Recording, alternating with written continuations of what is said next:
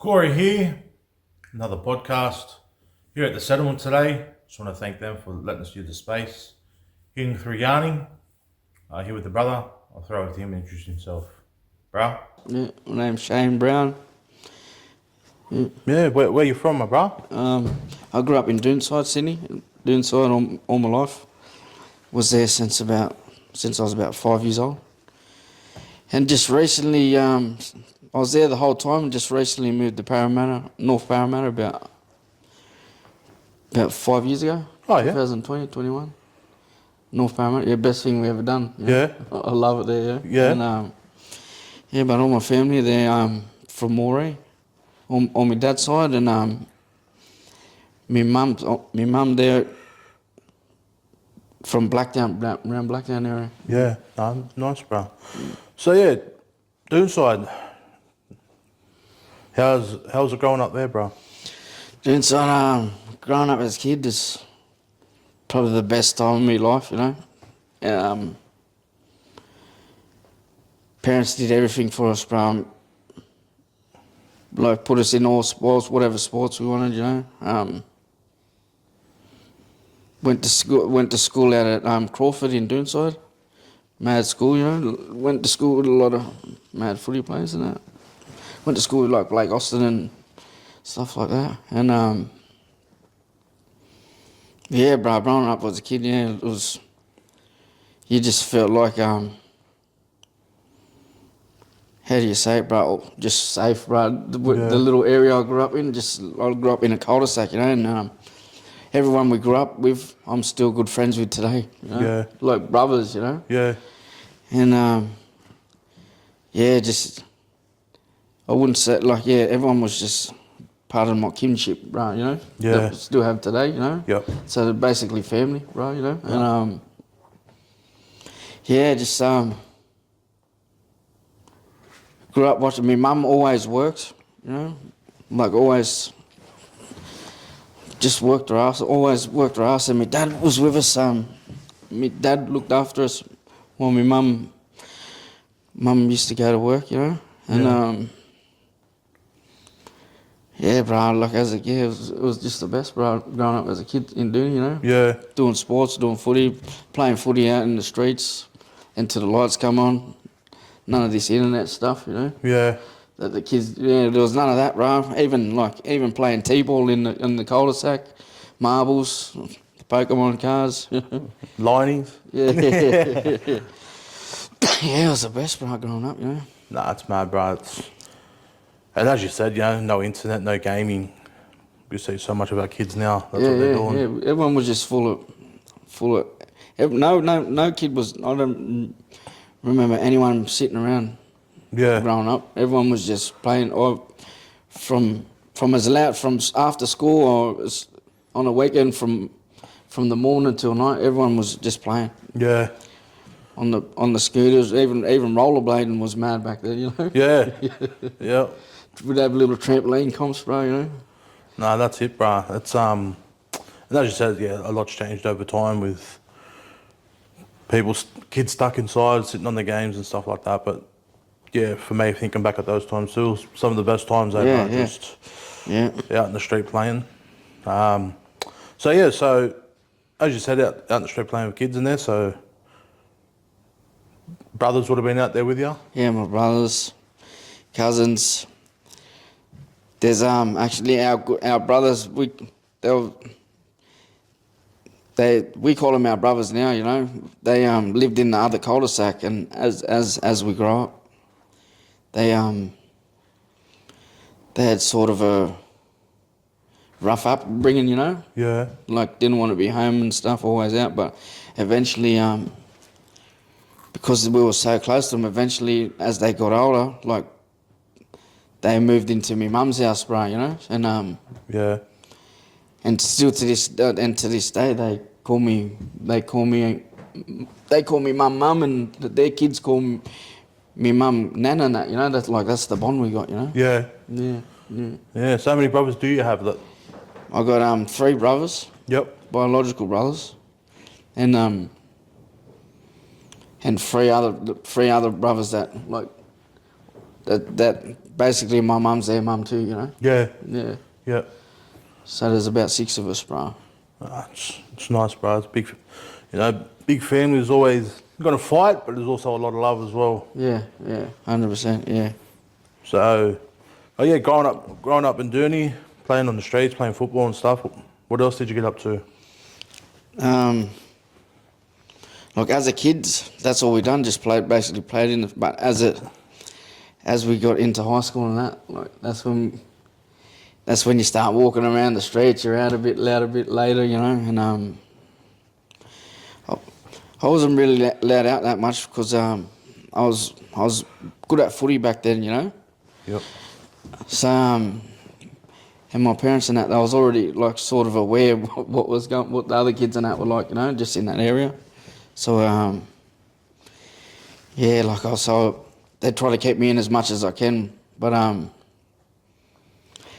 as I got to like 15, 16, you know, I started just wanting to do what the other kids in the area were doing, you know. I started losing that love for the footy and stuff. Yeah. And my as I got to like 16, you know, and my mum knew what I was up to, like she could see who I wanted to hang around, but I was never allowed to hang around the boys that were getting up to no good. So I used to ring a mate from our school, and I was always allowed around his house, you know. Yeah. And I'd ring him up and I'd say, I'm going to ring you up on the phone, bro, and just pretend I'm coming to your house to sleep, you know. And that's how I used to wiggle my way out, like, to go out with the boys. And he'd be on the other phone saying, yeah, like going along with me, you know. Yeah.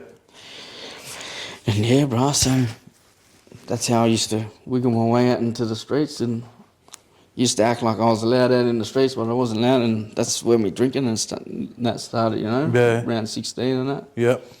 Started drinking, and after that, you know how it goes, bro. Like, the boys were experiencing, like, smoking yandy and that, you know. Yep. Started picking that up in my teens and stuff, you know. And, yeah, bro, from about 16 to 20, I just, as I got 18, like, back then was the zippy, bro, you know, and, yeah, bro, I started having a go at that, bro, you know. Yeah. And yeah, so about from 16 to 20, I just boom started to head down, like I had a little down spiral, you know. Yeah. So during that time, It started out fun, you know, like having little drinks and that, but after about 6 months of it, it was like a regular thing, bro. Yeah. You know? Yeah. Started to become every 2 days, or you know, like every day if we could, you know. Yeah. Yeah, I started an apprenticeship at 16. Yeah. After year 10, I started and that didn't last. That only lasted like 18 months or something. Yeah. What was you doing? Because I was an audio-visual technician, putting up, mounting like plasma screen TVs, putting the speakers around, lighting and all that, running the cables and all that stuff, but in all the commercial buildings. Yep. And yeah, bro, I just didn't want to be there. Just thought I was missing out on things, bro. Yeah. Yep. And from about 16 it started a little, but yeah, like I said, when I got 18 it started getting a bit heavier. The addiction was a bit heavier then, you know. Yeah. So then I guess football probably fell down as well as. Yeah, I didn't play. I didn't play. I didn't make I was one of the best players in the Penrith comp, come like from under 11s to 16s, bro, you know? Yeah. I was making development squads. I was one of the at least top 15 in the whole comp, you know? And then I didn't make a training squad for 50, like I think it was Haramats or something. And when I didn't make that team, like I was in a development squad before the year before, and then when I didn't get picked for the training squad for Haramats, I was like, I was over it, you know. Yeah. And yeah, that's when I just started doing other shit. You know, Yeah. having little drinks and just lost the love for footy, bro. Yeah. You know, Yeah. these days, like if they had like there's so many opportunities you can for footy these days, bro. And back then it wasn't like that. You know. Yeah, it wasn't as development wasn't as Yeah, bro. There's so broad. many different things you can play for and work your way up. Yeah. As to then, it wasn't like it is today, you know. Yeah. So I was very discouraged, bro. You know. Yeah. I was discouraged from it and just thought I wasn't good enough. And always told I was too small, so I was just like, no worries, you know. Yep. I'll go down this way and start drinking with the other boys and shit like that, you know. Yep. Yeah. I'll go do this stuff then. Yeah, that's right. Yeah. And it's funny that, bro, because as for a young black man growing up, and I talk about it a lot, is if we're not sporting stars, we're seen as criminals by society. So then sometimes we just buy into that narrative. Yeah, that's right. Yeah, at that age, you think, Yeah. oh yeah, I'm gonna act like they make me out to be this person. So yeah, a lot of teenagers these days, they'll act like that, you know. Yeah. To the fullest too. Yeah. Yeah. So yeah, going 18, 19, going in and out at I guess not in and out, but fall deeper into your addiction there. Yeah, yeah. So what did that addiction look like? What you started with drinking, smoking yardy. Started yardy and then ended up on the drink. And then back then it was like there was none of the ice and that. Then right, there was I didn't even know about it, then it was like speed, you know? Yep. And yeah, started having little dabbles like that. We had a friend like used to go to give him, or we used to go give him $50 or something. He used to give us a whole enough yardy to smoke all weekend and enough to party all weekend, you know, Yeah. for $50. And and that started off once a week, and then that started becoming like 4 days a week, bro. Like at the age of 19 and that, you know. Yeah. And then as it just got worse and worse and worse, bro. And then to where, because the reason I started using the speed and that is because I started blacking out at it, after 12 months of drinking, starting to pick up the drink, you know? Yeah. Yeah, and I was like, what the hell's going on? And used to get in bad fights and that with a group of friends and just stuff that was out of character, right? You know? Yeah. And and as I started to drink more, I started acting like this. That started becoming part of my character, like the person I was when I was drunk, right? You know? Yeah. And that was me, bro. You know, and so I was. And I got something happened to where I could have ended up in trouble, but lucky I didn't. So that's when I was like, oh, I can't just drink now.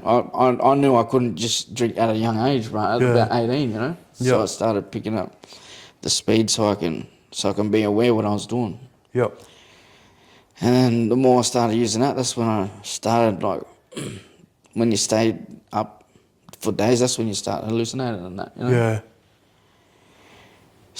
Yeah, I started hallucinating, and I was used to follow shit around for hours, like all night, right? Yeah. Just because I've been up for days and that, you know. Yep. And when you've been drinking for a few days and you stay up, you start to get I don't know, aggressive and that too, stress out a lot, you know. Yep. So yeah, bro. When from a young age, when I stay up for 4 or 5 days at a time, the shit that was going through my head was just irrational thoughts and that. Yeah. Bro, you know. And then when stuff would happen, instead of wanting to fight and that, now I started picking up weapons and stuff like that, bro. You know. And then there was a situation when I was 20. We was at a party, bro. Yeah. It's my first time I went to jail. Yep. And I was up for 4 or 5 days. No, I knew, you know. And we was at a party and there was these bikey ladies at the front, whatever, you know. It was all good at the start, and then little situation when they kicked everyone out the when the party ended, they started kicking everyone out, and there was bikey lads there on the fence, and I was pushing like everyone, like pushing like as everyone's gone, they were pushing people around and that, you know. Yeah. And one of them pushed me brother, and then my brother was drunk, and he's like had a little back and forth argument, and then the lads were like, oh, well, my brother's like, well, come out here then, you know, and the lad ran out the back, and then he run back at the front. When he run back at the front, he had a truck shifter. Yeah. And then he's like running at me brother. My brother's backpedaling, and my brother's like, put it down. And as he's saying, put it down, backpedaling, he stepped out onto the road. And when he stepped out onto the road, this little minivan come and like clipped me brother, you know. Yeah. And then when he clipped him, I lost it, bro. I had like 2 VB long necks in my hand. Boom, I smashed them, run straight over to him, bro, and just like hit him with it, bro, and then got anyone that had a bikey vest on, like I got about 4 of them that night, you know, and then boom, out of nowhere you hear the police and that come, and everyone was out of there, bro, and then boom, the next day, like it was all over the news, bro, you know, it was all over the news, and I was like, what the. No way, bro, you know, and I was thinking, because these guys are like, that was how my mind was. I was thinking, oh, these guys are bikies, bro, they won't give anyone up, you know, and yeah, bro, it didn't work like that. Yeah, anyway, long story short, I was on the run from it for a week and ended up in jail, and that's where I started jail, 20 years old, you know. Yep. And then, yeah, I just picked up a shit, like my mentality. When I found out how jail was and like how many people I knew, that was it for me, bro. That was a big down spiral from there. Yeah. You know, just knowing how many people, how comfortable I was there, and I just picked up this attitude where I didn't care, like jail didn't worry me, you know. Yep. So I come home with that attitude, you know, and yeah, bro, I picked up a few habits from there, you know, like picked up the bupe. Yep. Didn't even touch heroin yet, you know. Yeah. But picked up a bupe habit, and yeah, bro, and yeah, just from then, bro, from about 20, I had this attitude where I didn't care, bro, and anything that happened to me, like, I was always a victim. You know? Yep. Always a victim, bro, and it was always everyone else's fault. And yeah, bro, it took me till last year. Yeah. Took me till last year to snap out of that mentality, bro. Yeah. Yeah, but from 20 to last year, my longest time out was like 2 years or something. Just always ended back always back and forth from jail, you know. In that cycle, eh? In that cycle, yeah. Yeah. And what in all of that, I was using drugs, dealing drugs to support my habit, and doing all that there, boy, and trying to juggle a family too. Yeah. So not only was I destroying my mental health, I was destroying my relationship. But Yeah. On your family there, bro. So, yeah, let's hear a little bit about your family. yeah, well, I got 4 kids that are mine, but there's 8 between me and my wife. Yep. Yeah, the eldest is 21. My eldest is 16, and then my other daughter's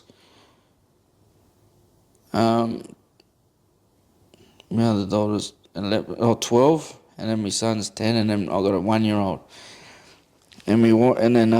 So the 10-year-old and 1-year-old's being my wife's now, but between my wife's got 21-year-old, 17, 15, and 13-year-old. Yep. So there's 8 between us, you know. Yeah. Yeah. And yeah, bro. I'm just lucky to still have like the track I went down, bro. Like I'm just grateful to still grateful my wife's still by me, bro. And yeah, bro. The way that the kids have turned out, bro. Like it's a blessing, bro. You know. Yeah. Yeah. Oh, it's good, bro. So you just touched on a little bit around last year was when you started accepting that you're not always the victim and started learning different strategies. So Yeah. what was that? What was the catalyst for that for you? Well, just well, it's well when I first went to jail, my daughter was 6 months. Yep. 6 months old, bro, and that shattered me. I got out when she was nearly 3 years old, you know, from that first one. And then I come home with that mentality. Like I still had that mentality as when I went in, bro. You know, and I got out and I still had like a party mentality, you know.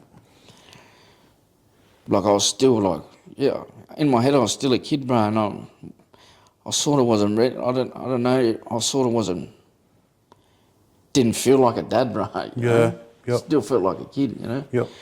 So anyway, and then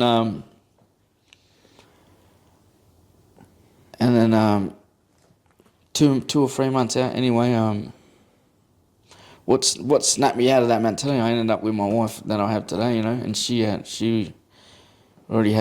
4 kids, bro, you know. Yep.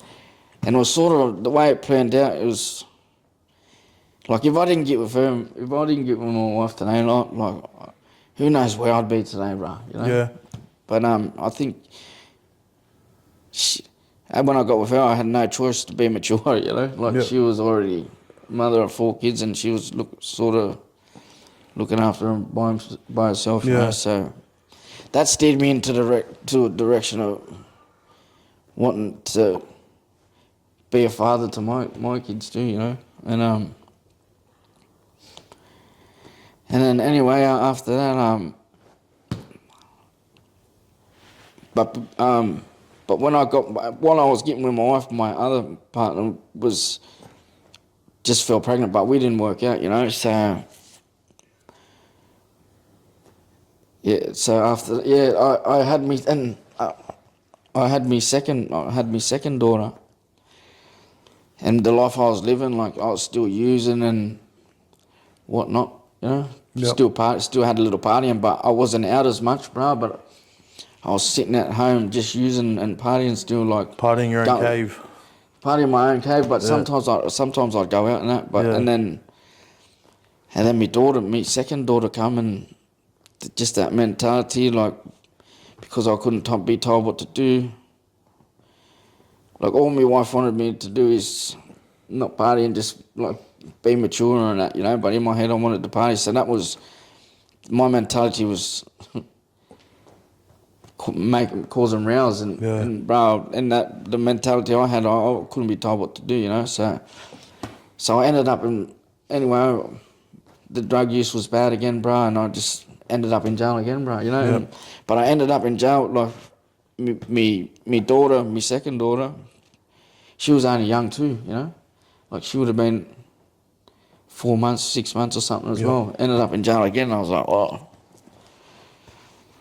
So I was shattered then. I was like, oh, I can't. Like from then I knew I can't keep doing this. But when I got out, I was like, yeah.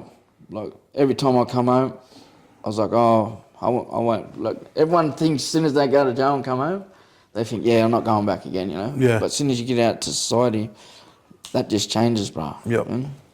And I still had the same mentality as I got out from the first time, you know. But in my mind, I thought I was going to do things smarter, you know. And then anyway, sort of done the same thing, and then had me son.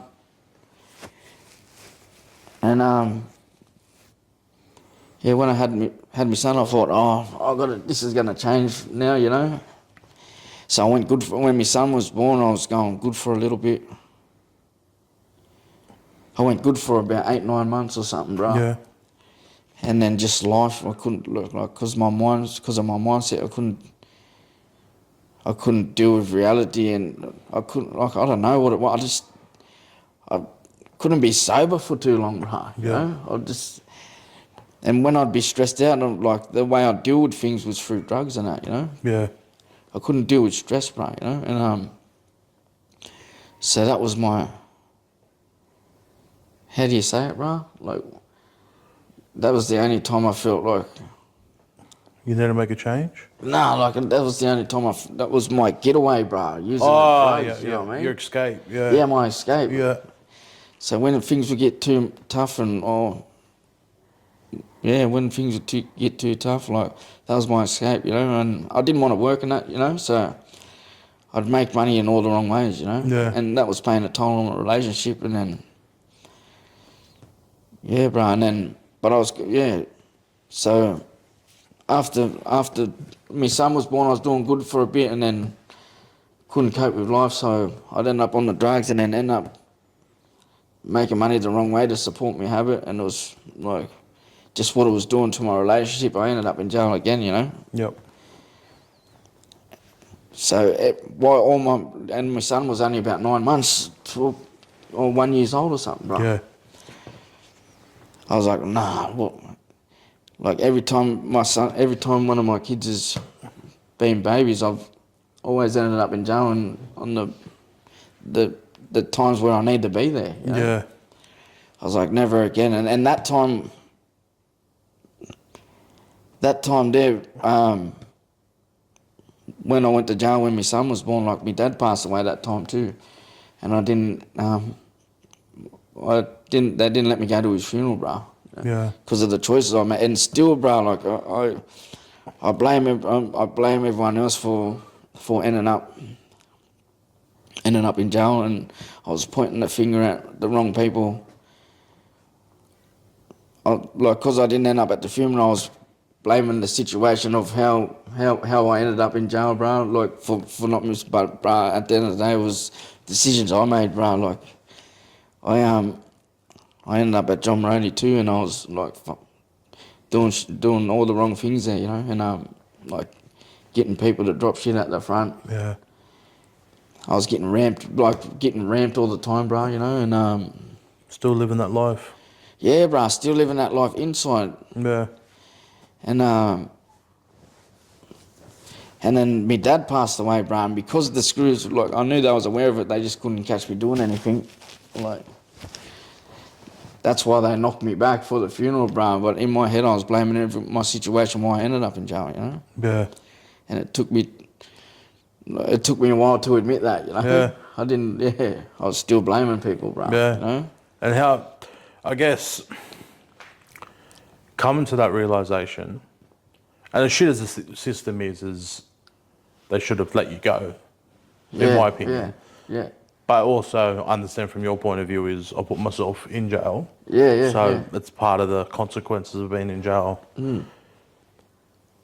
What changed your outlook on that? How did you change your thinking to say, fuck you, actually, fuck me, that was my fault? Yeah, no, I didn't learn from then. Yeah. I've like when I got out that time, I was like using my dad's death as an excuse just to chop in more, bro. You know? Yeah. Yep. But in my head, it was like, I deserve this. This is how I'm grieving. So everyone just leave me alone, you know. And that went on for. I thought I was done then, but that went on for 3 years, and I had a little scare. Ended up in jail I got out in 2018. I ended up in jail at the start of 2020 for something silly again, you know. Because and then I moved to Moree for 8 months. Yep. And then come back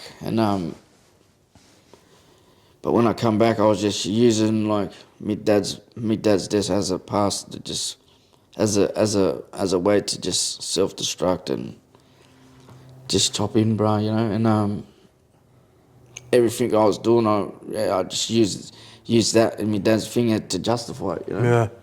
Leave me alone. And then And then my wife fell pregnant again, you know. Yeah.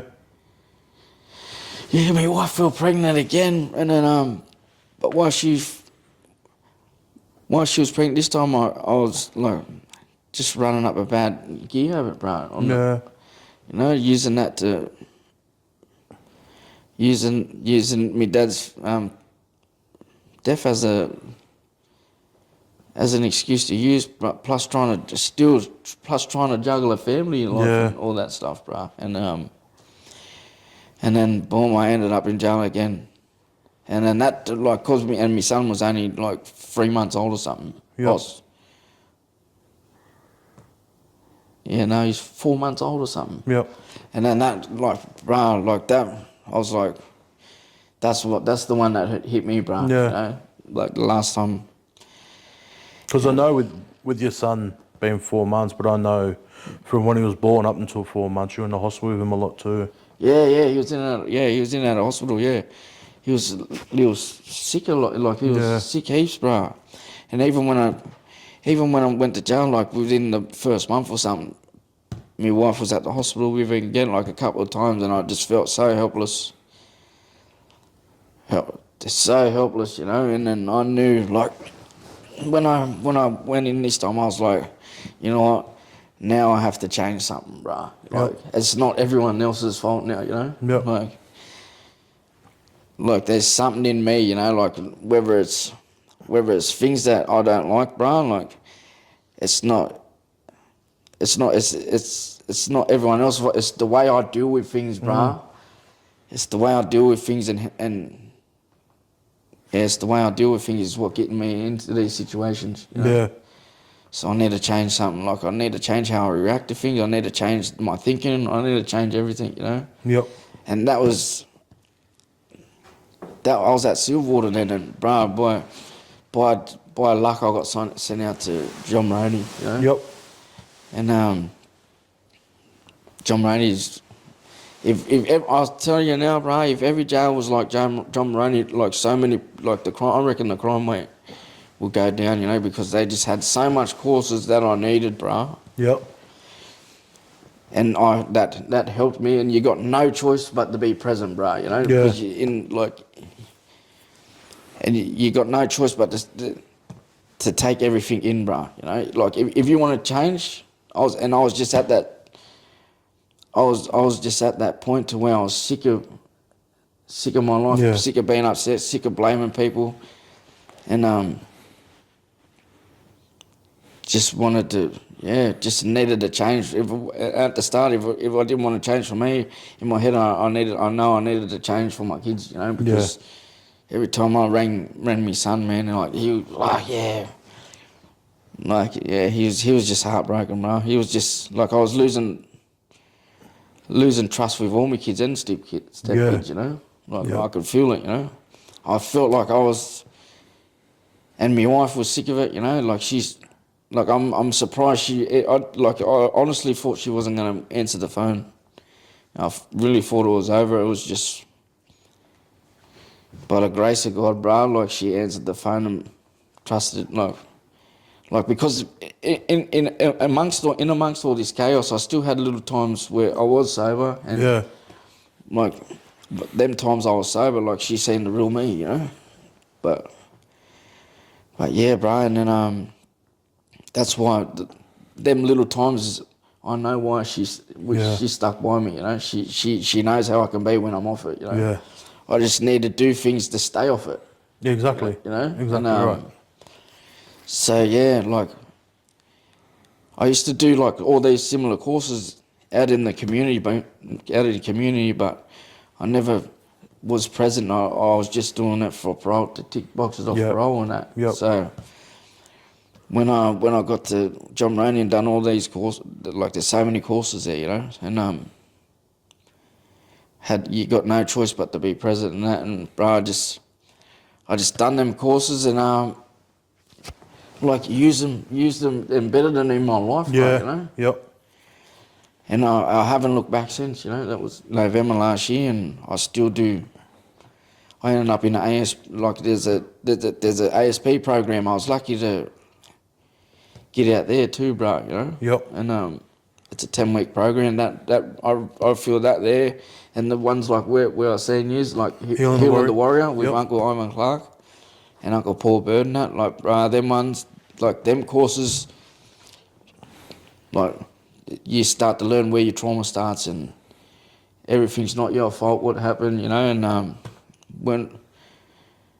Yeah, you know, and like there's a lot of things I needed to hear, you know, and learned when my trauma started why I'm so angry, you know, like started learning how to talk because I never used to, never used to know, like talking and that. Yeah. I used to bottle things up and then it wouldn't come out little by little, like I'd empty the whole bottle, you know, and then I'd end up in trouble or in jail because of it, you know. So these courses I was learning to get things off my chest, you know.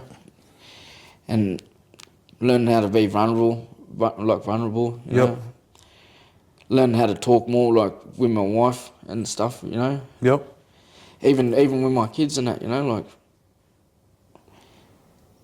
Even learning how to treat their kids and that, you know. Like, in my addiction, I felt like the kids didn't even couldn't be, like, was worried and, like, afraid to be around me, bro, you know. And I didn't see that, you know. And then, and I remember that as a kid too, you know, like growing up. Sometimes when there'd be domestics in the house, I remember how I felt, you know. Yeah. And I was like, yeah, I need to change something, bro. You know, like, Yeah. if I don't change the way I deal with things, like, my kids are gonna deal with it the same way, bro. Yep. You know? And last thing I was just like, too, like, I don't want any of my kids to go through anything I went through, bro. Yeah. I felt the way I felt, you know, emotionally, you know, or ever wanted. I don't want them to ever turn to things I did to escape. You know what I mean? Yeah. So. No, it's. Yeah, bro. So and to have that mentality, these courses are the courses I've done in jail helped it, bro. You know. Yeah, the Healing the Warrior one for you. What did you, especially in a jail setting, what did you find different about that? The Healing the Warrior. Just learning my identity, bro. Yeah. And my sense of belonging and just feeling empowered again by you know, like yeah, bro, like yeah, my big one from just and how young I was when my trauma started and actually understanding what trauma is as well. Understanding it, yeah, bro, you know, and just feeling like I'm not a bad person, you know, just make silly decisions, bro. You know? Yeah. And like, yeah, and that saying too, like, he's the past is a lesson and not a life sentence, bro. Yeah. You know? Yeah. And yeah, bro, that was one of many courses. No, yeah, that one was a change from. That's where it helped me change. Healing the Warrior and the ASP, bro. Yeah. You know? And on the ASP one, what did that look like for you? What was that one? The ASP one was understanding my triggers and addiction. Yep. Bro, you know, and just admitting I had a problem, bro. Yep. You know, and just learn, like, yeah, all of them, bro, like, and just learning what it was doing to people around me. Yep. And the example I was setting for my kids, you know, like, and what I was doing to my wife and family, and and what I was doing to myself, you know. Yeah. And the consequences of every time and like the resume of addiction, bro. You know? Just noticing just noticing where I'm going to end up every time I'm on it and that now, you know. And like I said before, like just learning coping mechanisms, like to shut the train of thought down to urges and stuff like that, bro. And yeah, bro, like, yeah, it was, I loved it, bro. Loved it. And like it was that good. It had like it was like if I didn't do this course, bro, I would have ended up doing at least another 8 months, 9 months. But I got out early from doing these things and that course, you know. And yeah, bro, got out and just kept doing similar courses, bro. That's what I was you going know? to say. You held the momentum, bro. You've come out and you've continued doing courses. Yeah, I'll go out to Marramwe at Mount Druitt, bro, and they got all courses out there, bro. And like as I was sitting in there, bro, because at the ASP there's 10 inmates, Yep. and 10 cells, and there's so like when you're away from your family, like there's a few people like in there you didn't want to be around, bro. You know, like a few dickheads and that. But I was like, if I can get through this 10 weeks here, you know what I mean? Like I can get through anything, you know, because every week I wanted to go back to the wings and that, you know. Yeah. But I knew what it was doing inside, you know. Like I didn't care what it looked like outside, but the things I was doing, staying there, and like every morning we'd have to do like a Connect or like a living with addiction or shit, stuff like that. You know what I mean? And every morning without a doubt, you know. And but you had to and then on the Tuesday and Thursday you had to do a session in the morning and in the afternoon. Yep. So NAs, AAs, all that stuff, right? You know, for 10 weeks straight, and I can just feel like what it was doing inside. I feel it was changing me, you know, for the better. Yeah. You know? And there'd be some times in the jail like where you'd be locked down 3-4 days. Yeah. And they were little messages for me, like they were just little things, like because the 3-4 days we'd be locked in, I could feel my mind, my thought. Yep. Going back to that old thinking and that, just wanting to go back, go to the yard and start using and that. And I was like, nah, I'm gonna stay. Like I got to push through this, you know. Yeah. Like this is gonna get me home. Like everyone that was going doing that court and finish it, they was all going home, bro. Yeah. Like bigger charges, worse charges than me, you know. Yeah. And I was like, nah, this is my little tester, you know. Like if I leave, I'm gonna be here for ages, you know. And that was strengthening me, just staying there.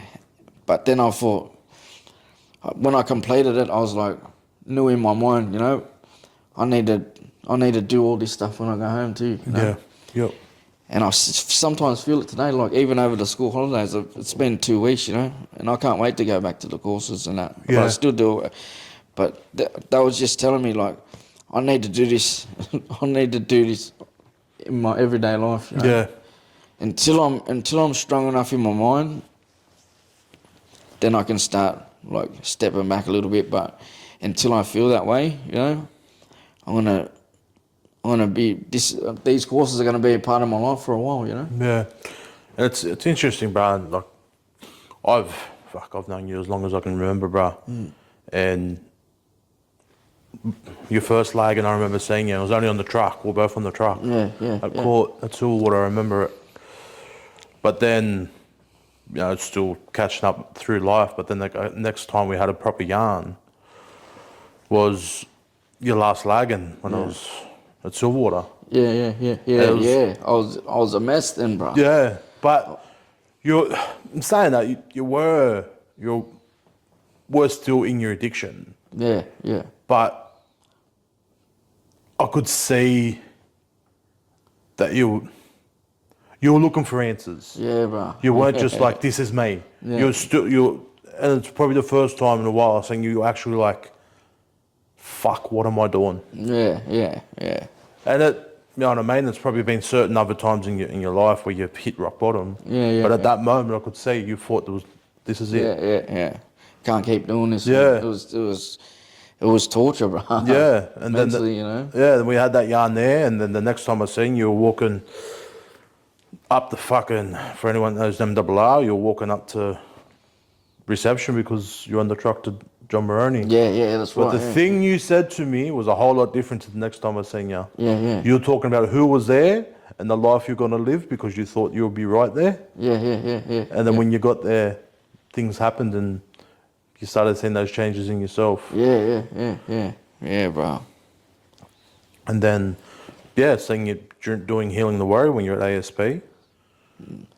But then having yarns with you since you've been out, bro. It's seeing the change and it's been, bro, like... Not just that too, bro. Like the things I do, like I feel like the path I'm on, it's like my kids are elevating too, and everything they do, you know. Yep. When I'm in the right state of mind and I'm doing good, I feel like everyone around me doing good, bro. Yeah. You know, like little things like 2 years ago, like the kids didn't want to be. I felt like didn't want to be around me, you know. Yeah. Today, and leading up to my time I went to jail, and even during jail, like one of the kids started got into trouble, you know. And like I thought he was gonna end up going down the same sort of path I went, but I come home and like he was a bit standoffish. Like I knew he didn't want to be around me, like because of how I was in my addiction, you know. Yeah. Didn't want to trust me. Didn't like. And then like as soon as I started getting out and showing that, like I'm sorry for how things were, you know. Like it was at a stage to where I couldn't say anything, bro. I just had to act, so I didn't even say anything. You know? Yep. I started acting, and yeah, bro. Like he's started a bricklaying apprenticeship, bro. Bricklaying apprenticeship. I got one of my other boys. Two of my other boys. They're doing boxing now. One of my boys like the both of them. You'll hear about them later, bro. I'm telling you. But one's 15 and one's 10. Yep.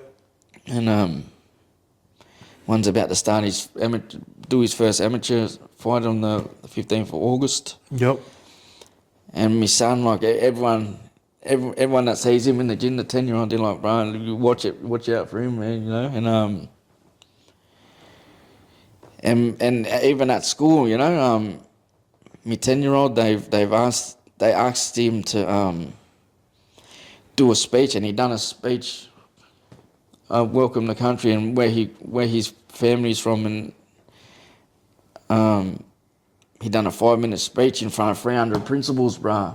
Wow. They asked him to do that, you know, and then they asked him to do the welcome the country at the school 2 weeks later, but with the slideshow of him being out while getting Maury and stuff. Yeah. And like, and then they asked my wife, can they use that to show in other schools and that. How good. I was like, yeah, just little things like that. But going on your 10-year-old there, bro, had yarn with you, you know, over the phone when you were speaking to him when you were inside, and he was struggling with his weight and stuff like that. With his weight. He had like, I come home and he like, because he was big, he had insecurities and that, you know. He was insecure, like conscious of his weight, and he shouldn't have been like that. I was like, yeah, bro, no, this has got to change, man, you know. I'm sick of him. Like it was like making me emotional, like him being upset and conscious of his weight. And I was like, you shouldn't have that at 10 years old. I said, this has got to change, you know. I said, son, we're gonna train now. It's gonna be hard, but you're gonna be like, you're gonna thank me in the end, you know. And since November he's lost about 9 kilos, bro. 10 kilos, you know. So good, bro. Doing mad, bro. Like he's doing mad in footy, you know. Yep. Last year he couldn't even score a try because of how much weight he put on. Now he scores 1 or 2 tries a game, bro, you know. Mad defender, you know. Yeah, just loving it. And he's real aggressive on the field, but when you see the way he fights and then the way he plays footy, people think, oh, aggressive, you know. But and then when you talk to him, bro, he's just got the best personality. He got the best heart, bro. Bro, Best nature about him. You know? I've watched him grow up through social media, bro, and he's always been a gentle Yeah, soul. yeah. Always just wanting to laugh. Yeah. So Yeah. when you told me that when, you know, his self-esteem stuff was going down around his way, I was just like, fuck. From what I remember when he was a kid, bro, he was just always laughing, up to little mischief jokes. And yeah. And he'll walk with my son. He'll walk up and like everyone loves him, eh, bro. Yeah. He'll walk up and talk to anyone, bro. Like, and he'll talk to them as if he'd known them for years, bro. Adults, kids, whatever, bro. You know what I mean? Whatever. But yeah, bro. And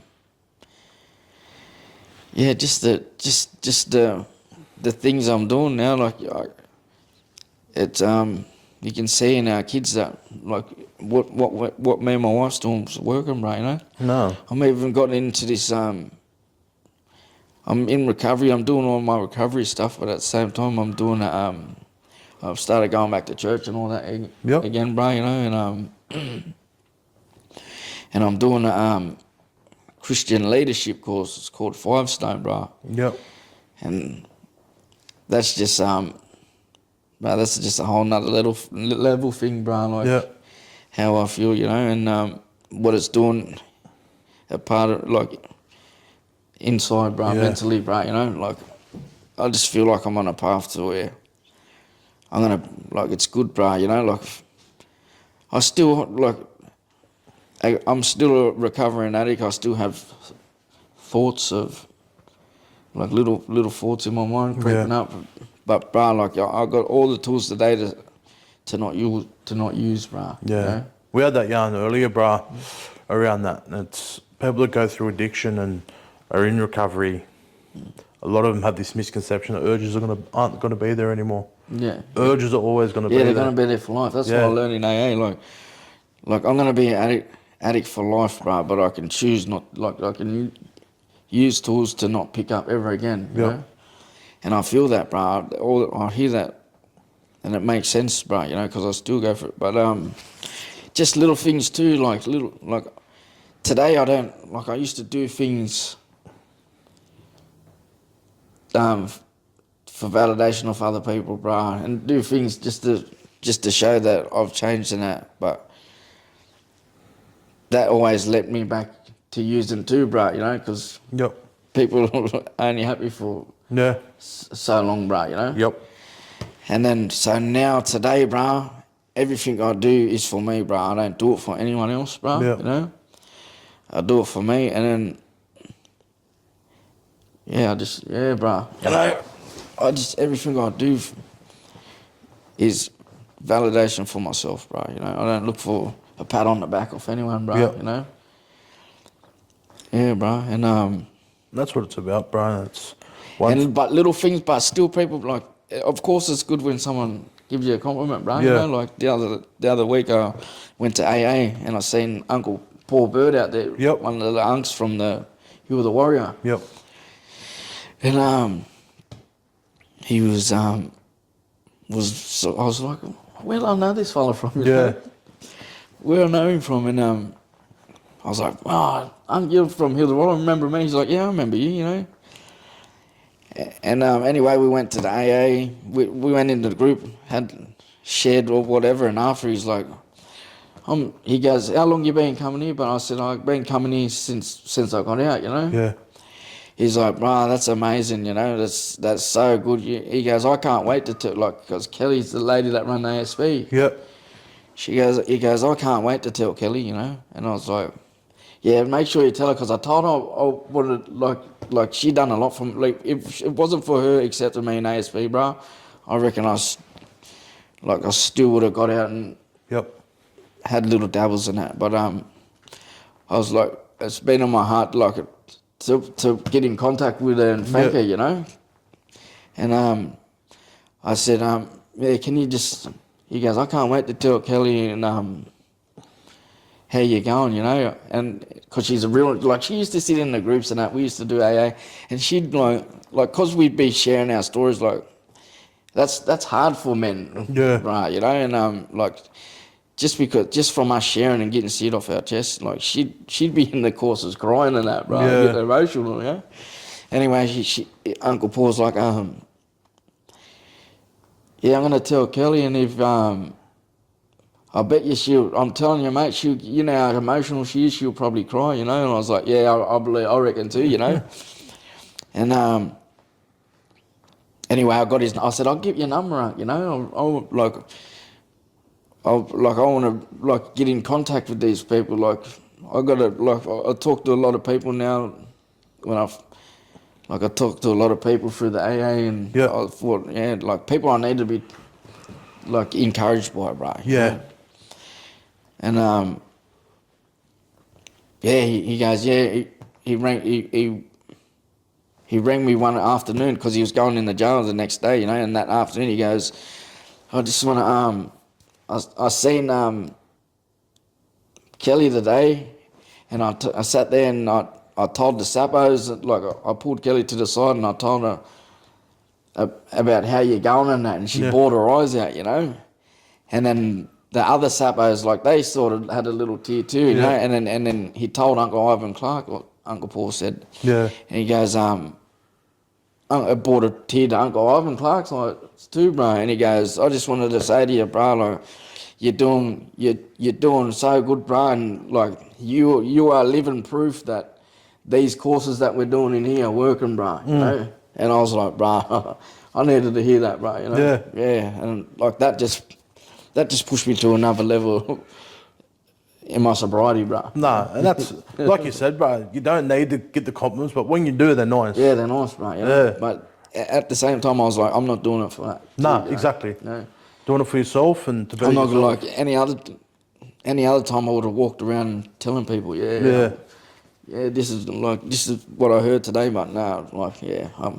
just kept that to myself, sort of thing. I shared it in church, Yep. or at AA, and that was it, right? Yeah. You know? Yeah. But it's going back to what you said around, you know, when you got out this last time, your kids were standoffish and stuff. Well, the living proof of what you're doing is, bruh, you got your boy over here having a nap while we're doing this. Yeah. You know what I mean? You just wanted, because he wanted to be around you. Yeah. That's a living proof of what you're doing. It's you know, you're They're making more settled, they're more comfortable around you now, right? You know, like they're not on edge. Yeah. You know. And it's probably got that relationship with your brothers They again can as have well. us, 100%. They can have us, like, before it felt like they couldn't even joke around me. They was too scared to even joke around me, bro, you know? Yeah. Now we have laughs all the time, bro. You know? Yeah. I remember having that yarn again at Silverwater with you, and you said that, you know, they haven't said it to you, but about your brothers. They haven't said it to you, but you feel that you're becoming a burden to them. Yeah, bro. Yeah. I remember you. Yeah, like, yeah, I felt that I was just fed up with the life I was living, bro. Yeah. Bro, I'm like, it was just too mentally draining for them because they know the person I am. Yeah. And yeah, it was just breaking their heart. Me always ending up in them situations, bro. As long with you, as your mum as well. But yeah. Because I wasn't, like, even in them, like, I was very open with my use in that, bro. Yeah. You know? Yeah. Yeah, I've always been like that for some reason, Yeah. bro. You know? I wouldn't, yeah, bro. Like, Yeah. Like, I would at the start, but as soon as people can see that, Yeah. that what I'm on and know what I'm on, like, I didn't care, you know? Yeah. Yeah. No, that's it, bro. Well, thanks for coming up in the yarn today, bro. Yeah. One last question to ask. When it's all said and done and you're going off in the dreaming, bro, what's Shane want to be remembered for? What do you remember for? Just a good dad, bro. Yeah. Someone that was always there for his family, you know, and yeah, good dad, good husband, good son, bro. Yeah. Yeah. Thanks, my bros. Thank you.